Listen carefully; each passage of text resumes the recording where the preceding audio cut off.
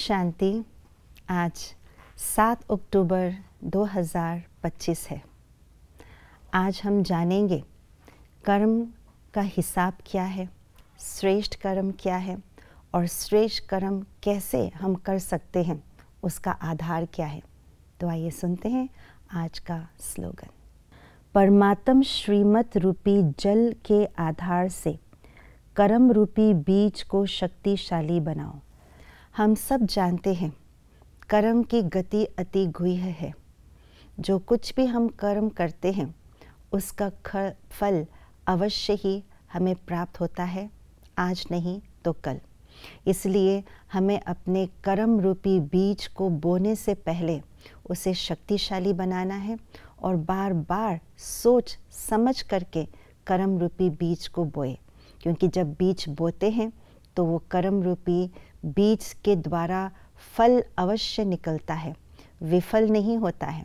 फल अवश्य ही निकलेगा, चाहे वो फल कमज़ोर फल है, चाहे वो शक्तिशाली मीठा फल ही क्यों ना हो। इसलिए हमें अपने कर्म को बहुत श्रेष्ठ और शक्तिशाली बनाना है। यही बात आज का स्लोगन हमें समझा रहा है कि कर्म को शक्तिशाली बनाने का क्या आधार है। आज यही बात कही है, श्रीमत रूपी जल अगर हम निरंतर रूप से अपने कर्म रूपी बीज के ऊपर डालते रहेंगे तो हमारे कर्म शक्तिशाली बन जाएगी। इसका अर्थ क्या है? इसका अर्थ यही है कि जो कुछ भी हम कर्म करते हैं उस कर्म में श्रीमत क्या है, श्रीमत को हम आगे रखें। बाबा ने क्या कहा है? बाबा ने हर कर्म के लिए हमें श्रीमत दिया है।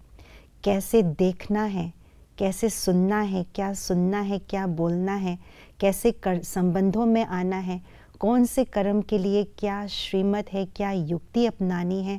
बाबा ने छोटी छोटी बातों से लेकर के बड़ी बड़ी बात तक श्रीमत दी है। पिता बन करके, टीचर बन करके, सद्गुरु बन करके दी है।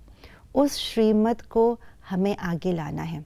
कई बार हम कर्म करते हैं बिना सोचे समझे, अपने सूक्ष्म अहंकार, सूक्ष्म कमी कमज़ोरियों के वश में आकर के जब कर्म का बीज बोते हैं तो उसका सूक्ष्म फल जो हमें मिलता है उस समय हमें पता नहीं चलता है कि ये मुझे क्या हुआ है, मेरी मन स्थिति ऐसी क्यों है, मैं उदास क्यों हूँ, मुझे खुशी क्यों नहीं हो रही, मेरी स्थिति में गिरावट क्यों आ रही है।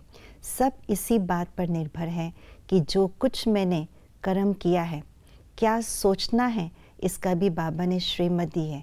सोचना भी एक सूक्ष्म कर्म है, क्योंकि जो सोचते हैं उसके द्वारा हमारी दृष्टि, वृत्ति, कर्म बनते हैं। तो जो कुछ भी हम सोचते हैं, करते हैं, देखते हैं, व्यवहार में आते हैं, वो श्रीमत के अनुसार हो, बाबा की याद में रह करके करे।